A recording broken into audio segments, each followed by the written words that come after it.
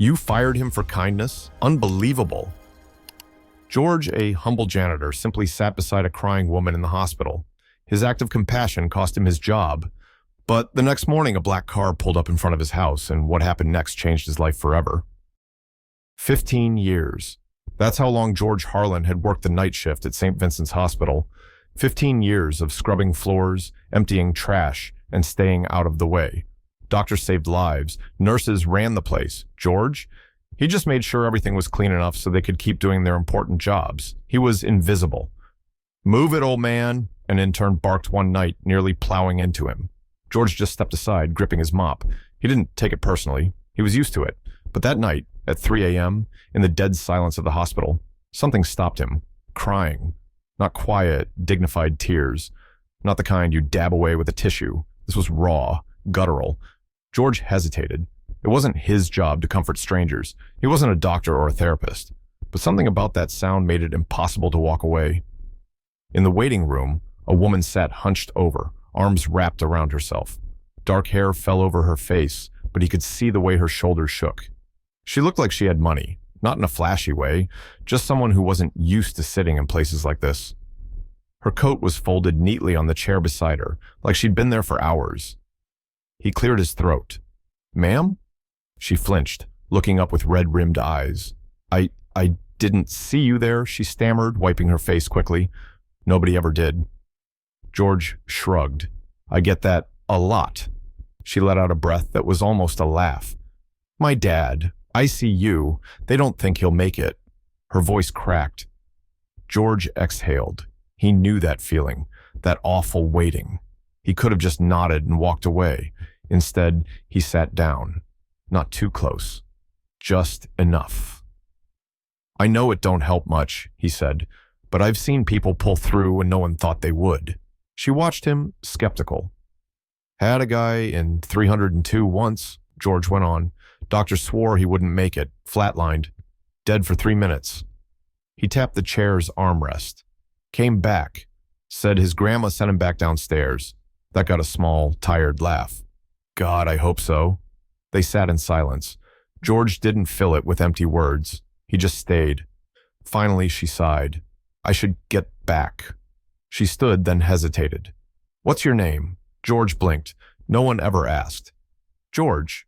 She gave him a soft, grateful smile. "I'm Olivia." She held out her hand. He shook it. "Thank you, George." Then she was gone. By morning, he figured he'd forget about her. But what happened next changed everything. She sat there, hunched over in one of those stiff plastic chairs that made your back ache after 5 minutes. Arms wrapped around herself, head buried in shaking hands. George had seen that posture before, the weight of bad news, the kind that knocks the air out of your lungs and leaves you stranded in a too bright hospital waiting room at 3 a.m. He could have kept walking. Should have, probably. But something made him stop.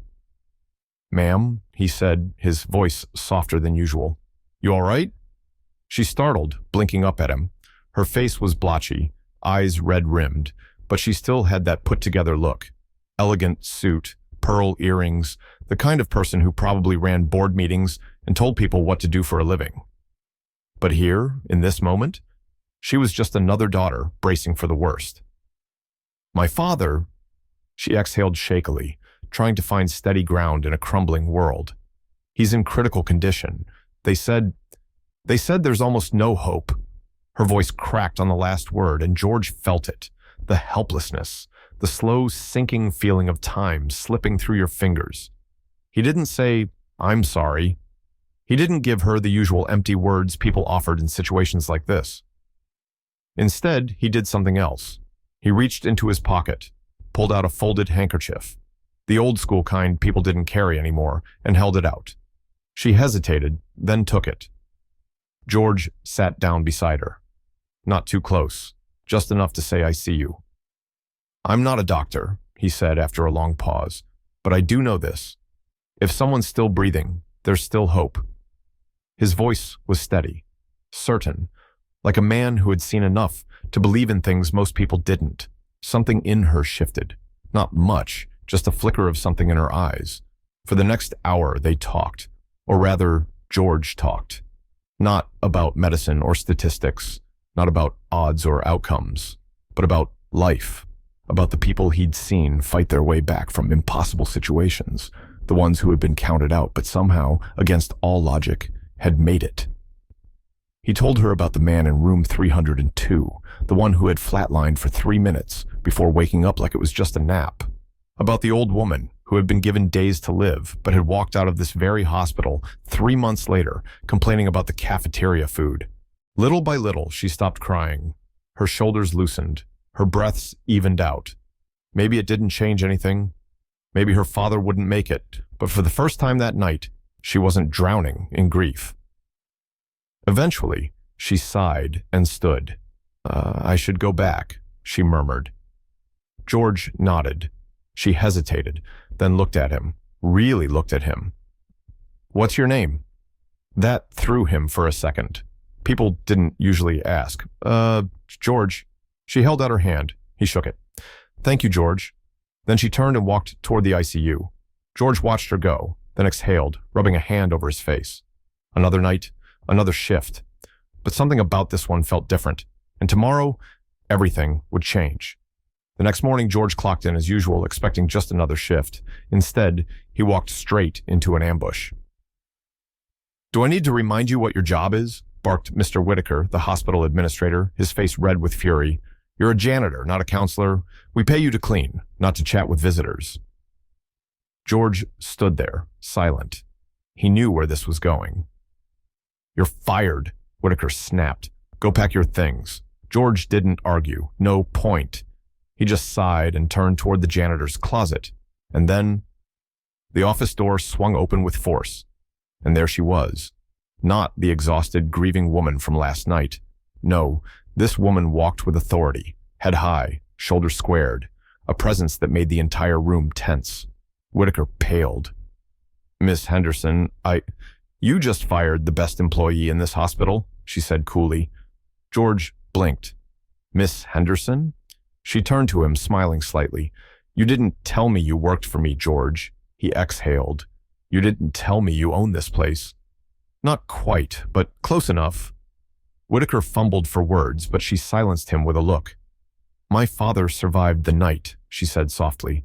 Doctors say he has a real chance now, because someone sat with me when I thought I was losing him.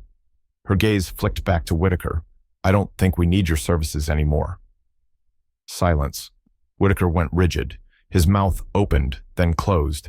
And just like that, George realized the administrator wasn't the one firing people today. He was the one getting fired. And George? He was staying right where he was. George had never been the kind of man people did favors for. So when a sleek black car pulled up in front of his run-down apartment building, he didn't move, just stood there, watching, hands in his pockets. Nobody in this neighborhood drove something that nice. Then the door opened, and out stepped her, Miss Henderson. Only this time, she wasn't the grieving daughter he'd comforted in the waiting room, and she wasn't the powerhouse executive who had walked into that office and turned his world upside down. She was something else entirely. Someone with purpose, and in her hand, a small black case. She walked right up to him, no hesitation, and held it out. Here, she said simply. George frowned.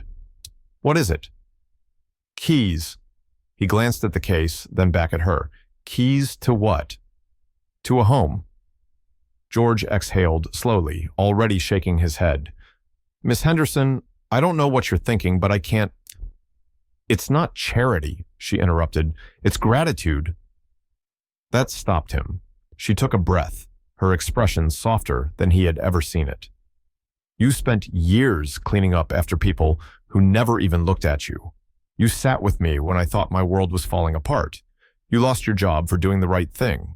And after all that? She tilted her head, watching him carefully. You had nowhere to go. That didn't sit right with me. Slowly, George reached for the case, flipping it open with careful fingers. Inside, resting against soft velvet, was a set of house keys, and next to them, a folded piece of paper, an address. George swallowed. For so many years, This tiny, crumbling apartment had been his whole world. He'd come home after long shifts, kicked off his worn-out shoes, and settled into the same routine. Heat up a can of soup, watch some late-night TV, and fall asleep in a chair that had lost its cushioning a decade ago. He had never expected anything more. But now someone had seen him, really seen him. He clenched the keys in his fist. "You sure about this?" he asked quietly. Miss Henderson smiled. "Absolutely." George nodded, his throat tight. For the first time in decades, he wasn't just the janitor. He wasn't invisible. And maybe, just maybe, this was the start of something new.